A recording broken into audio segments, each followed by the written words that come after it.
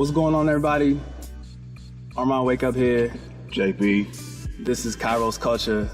I just had lunch with my man, and we wanted to do the Jay-Z and Nas I Declare War thing and like dap up to show that there's really unity. You know how like, because no unity exists in Christian hip hop. There is none. Everybody hates everybody. It's non-existent. So what I want to talk about today is I want to start a series called Facts and Misconceptions as a Christian artist. And this is really for all of the young up and coming artists out there who feel like the Lord is calling you to rap for Jesus or to do art for Jesus too, because this can apply in many different fields.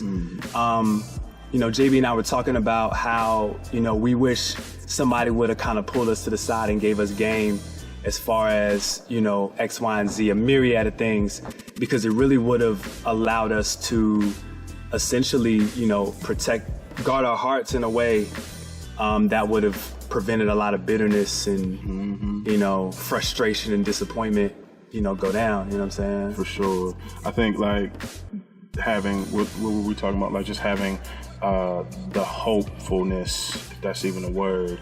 It is today. It is today, because I feel good and I just had smash burger. Right. But just like having the rawness and hope to kind of go with it. Absolutely. Because people need to hear the reality instead of just like your perception being reality all of the time.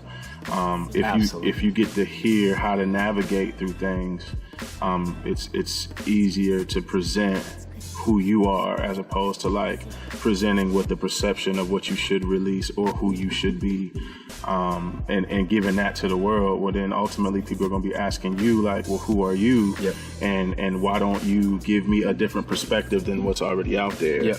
And so, you know, being able to share a perspective like this can help the younger artists out and say like, you know, you don't have to be this way. You can kind of, like what we were talking about earlier, you can kind of carve your own lane and do that. Yeah, so let's talk about that. Let's talk about carving your own lane, because I think the misconception that a lot, no pun intended, that a lot of artists have is that there's only one sound in rapping for Jesus. There's only one, just in the arts, because first and foremost, the arts are just now being accepted in the church largely anyway. Yeah. You know, it was like miming. That was probably about as far as... With the white face. Yeah, you know what I'm saying? The I Told the Storm mime. Like, that was as far as you got. But if you was trying to rap, or if you was trying to do something other than like gospel or whatever, now you got cats, you know, barefoot painting and just doing a whole bunch of stuff. So definitely more accepted. So, you know, you'll go on, you know, your Rapzillas and whatever, and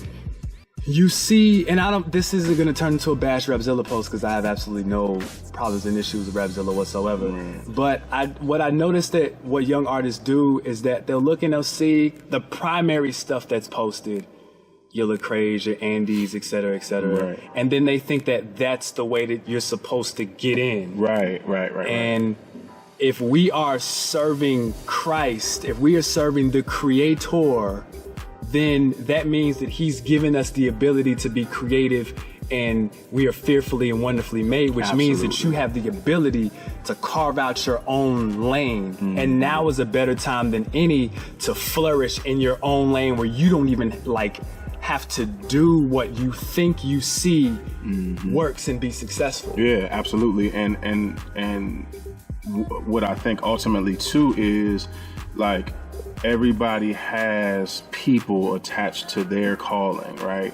Right. Yep. So like you can't negate what you need to do, because ultimately you rob people of what they're supposed to get from you, as opposed to you seeing that as being the door opener for your ministry. Yep. God didn't call you to do what they did. He gave them that mandate. Right. And so you typically rob people of what you're supposed to give them. Absolutely. And sometimes we miss that understanding of people are attached to our gifting and our calling and what we're chosen to do. And that's just as important as you putting out good music and, you know, something that's relatable. We have to consider calling and being chosen too. So. 1000%. And if the Lord called you then he equipped you with everything that you needed to be successful in creating your lane, and you have to like rest in that. And that's really a sense of freedom, honestly, if you really grab a hold of that, because if you do it the same way that everybody else did it, what's gonna happen is, and this happened to me, I was so bent on getting the looks and the features and, you know, taking the cool Instagram pictures, and I did all that, and I was still like... You still take cool Instagram pictures. I do. Well, now I do them by myself. You know what I'm saying? Because I was like, man, like these dudes. So you get all, say you get posted on Rapzilla, say you take a picture with a prominent artist or whatever. Okay, you get those likes, but like that's it. And that's the end. And that's the end. Like that's the reward. It reminds me of Matthew, where it's like, you know, the people who pray in public, they get their reward. That's their reward. You know what I'm saying? So that's real. Like, as I said before, now is a better time than any to actually flourish and create your own lane. There's so many things that you can do. Bro. And you don't just have to rap, or you don't just have to do one thing. There could be a myriad of things that you do that don't even link together. Exactly. The only link together is that it's you, and then it's you doing it for the Lord. Mm-hmm. You know what I'm saying? There's where the commonality lies. Like you, like, and the thing is, like, once again, we were talking, like, you got to be okay with you. Yep. And if once you're okay with you, then that's when we can find the freedom in doing whatever we're called to do. I think it took, me personally, I think it took the project Live in its totality for like, I know, right? iTunes now. Go get it. No, I took that project. I think the mixtape before that, like, I was making the adjustment of like Off My Chest. Yeah, Off My Chest Volume 2.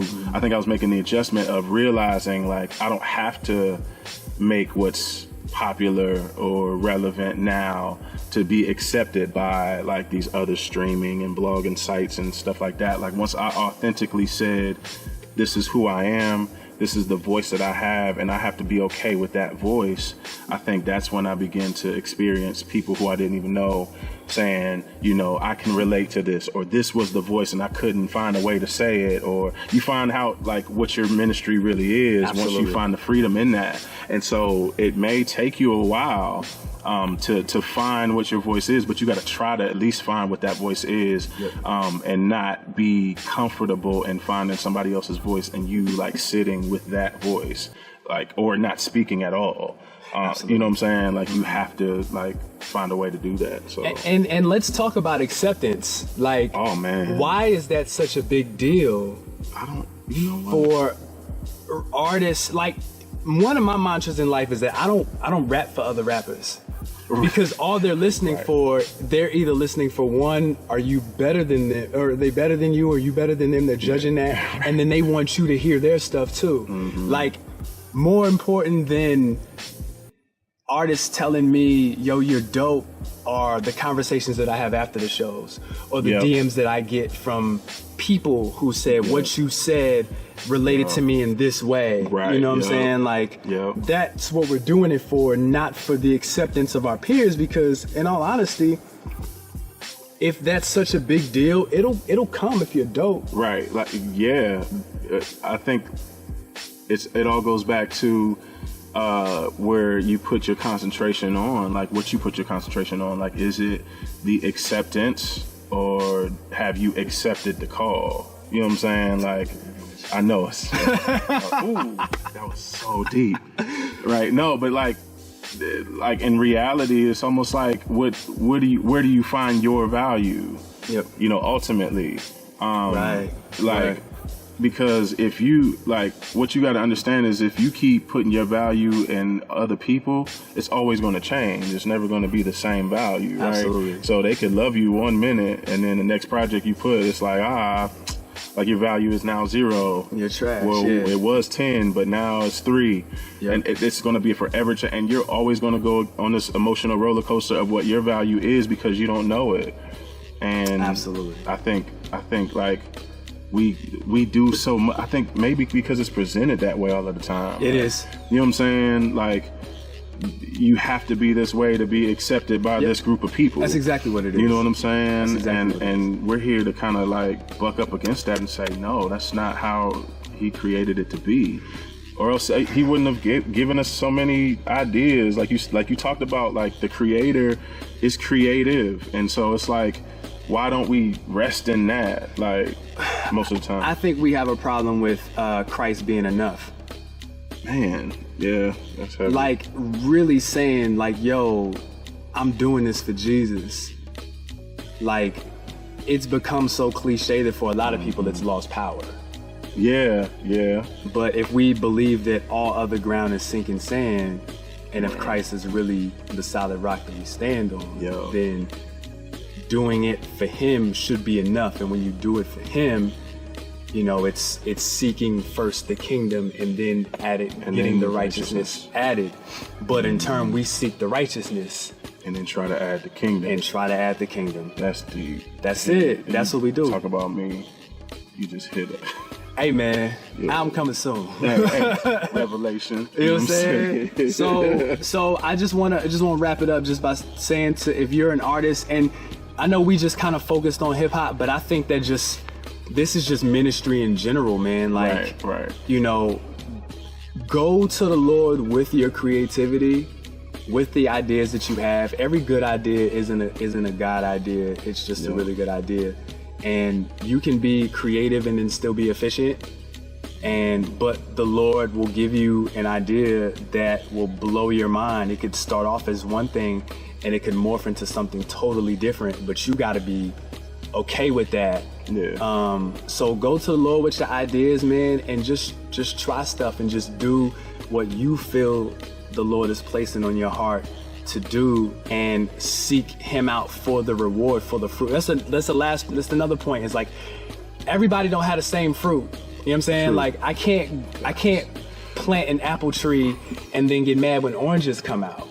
It's still fruit. It's just different. It's different fruit. You know what I'm saying? So you have to understand what type of fruit your gifts and your talents and your ministry and your callings produce. Yeah. Because if you don't, then you're gonna be mad that you ain't got an apple tree, but you ain't supposed to plant apples. Supposed to. You plant apples. And then that's where community comes in, because I can come holler at you and be like, hey bro, I heard you got them apples. Right. I got these oranges. Let's put these together and let's make a smoothie. It's still good fruit. It's still good fruit. That's good.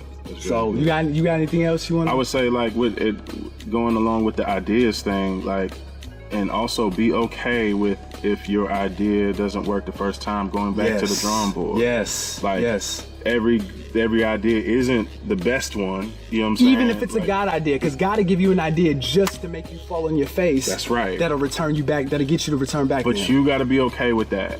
And in that, like, but we're getting to the vulnerability of presenting that idea before God. Like, don't be afraid to do that, because if you get in yourself, you'll think every idea is the idea to run with, and that's not always the case. Like, we've fallen so many times because we thought our ideas were the best ideas, and then we seen the bad fruit from that, and then wonder why, because we didn't take our ideas to God.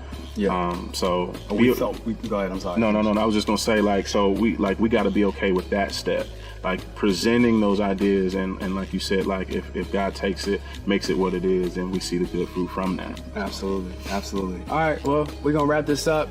This is Kairos Culture. I'm Armond. Wake up. I'm JB. And y'all be cool. How y'all be cool? Bang bang bang bang.